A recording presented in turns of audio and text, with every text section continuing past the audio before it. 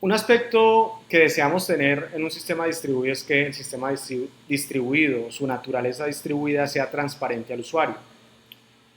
Alcanzar la total transparencia de un sistema distribuido puede ser muy complicado. Aspectos como el acceso a los recursos, un recurso puede estar, por ejemplo, en Europa y el usuario está en América. El tiempo de acceso a ese recurso al otro lado del océano varía dependiendo de la localización del usuario. Luego, ocultar esa distribución de los usuarios y de los recursos no es una tarea fácil. No podemos pelear contra la madre naturaleza. Que una señal viaje de un continente a otro, eso toma tiempo.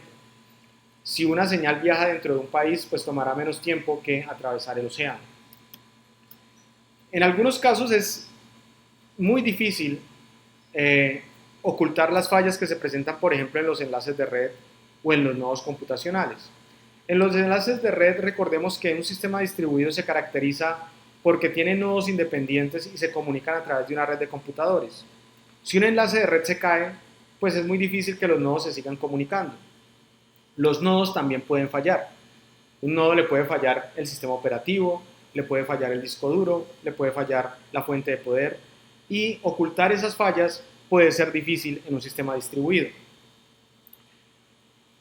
Nosotros algunas veces podemos mandar a correr tareas o hacer peticiones a ciertos computadores y nosotros se nos hace muy difícil distinguir entre si ese computador que recibió la tarea es lento o está fallando. Otro aspecto que puede ser difícil darnos cuenta es que si mandamos a correr una tarea y el servidor que la ejecuta se cae o falla, nosotros no sabemos si el servidor alcanzó a recibir la tarea, si la empezó a hacer y la dejó a medias, o la terminó pero nunca nos dio el visto bueno de que ya había terminado la tarea. Eso es difícil lograrlo en un sistema distribuido. Cuando estamos hablando de réplicas de la información, alcanzar total transparencia es costoso. ¿Y por qué es costoso? Imaginémonos que tenemos copias de documentos, de páginas HTML, pero las tenemos dispersas geográficamente.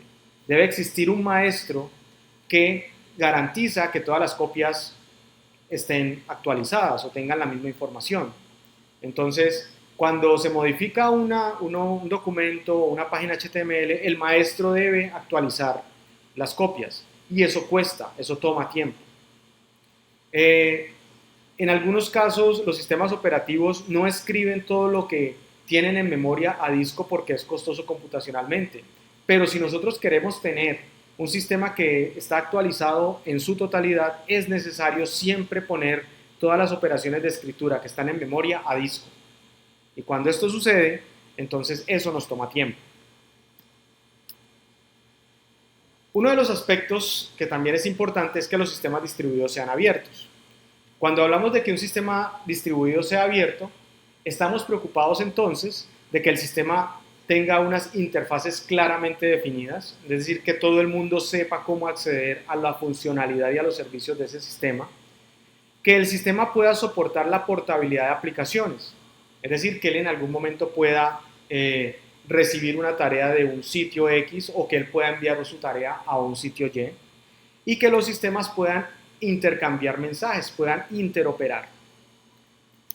Alcanzar la apertura en un sistema distribuido nos facilita resolver problemas de heterogeneidad. Heterogeneidad, por ejemplo, a nivel de hardware, plataformas de desarrollo o lenguajes de programación. Por ejemplo, en el hardware, si nosotros tenemos máquinas virtuales, nosotros podemos tener diferentes máquinas de 32 o de 64 bits, pero lo importante es que nuestra máquina virtual tiene unas características que se van a respetar, no importan si corren un hardware de 32 o 64. Es decir, que en ese aspecto estaríamos ocultando los detalles de la heterogeneidad del hardware sobre el cual corre nuestro sistema. Pero eso sí, el hardware debe tener una especificación abierta para que nosotros podamos construir sistemas sobre ese hardware y todo funcione muy bien. Plataformas, podemos hablar del tipo bases de datos. Nosotros quisiéramos tener bases de datos que se comuniquen entre ellas independientemente del fabricante. Por ejemplo, nos gustaría que bases de datos como MySQL, PostgreSQL, Oracle, todas pudieran intercambiar registros de ese esquema relacional de bases de datos independientemente del fabricante. Entonces tenemos que utilizar un middleware como JDBC o ODBC para que nos permita intercambiar información entre las partes. Los lenguajes de programación, nos gustaría tener aplicaciones hechas en C#, en C, en Python, en Perl, en una infinidad de lenguajes, pero que todos pudieran estas aplicaciones hablar. Entonces podemos utilizar esquemas como los web services para garantizar esa comunicación entre los lenguajes de programación. Un aspecto importante que debe permitir o que deben proveer los sistemas distribuidos son mecanismos. Los mecanismos son funcionalidades o servicios que los sistemas proveen.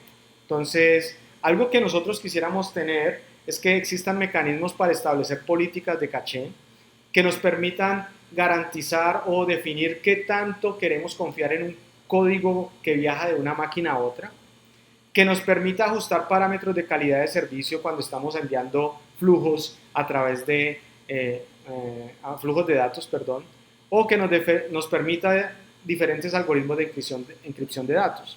Es decir, que los sistemas operativos deben implementar o proveer mecanismos. Una vez tenemos los mecanismos establecidos, podemos establecer políticas. Por ejemplo, ¿cuál es el nivel de consistencia que queremos tener en los datos de caché en un cliente? O cuáles operaciones nosotros queremos permitir que ejecute el código que nosotros descargamos de internet. O nosotros queremos especificar o ajustar cuál es la calidad de servicio de un video cuando varía el ancho de banda. O nosotros queremos establecer cuál es el nivel de seguridad que requerimos cuando estamos comunicándonos a través de internet. Entonces, los mecanismos los deben proveer los sistemas distribuidos para que las aplicaciones establezcan las políticas de uso.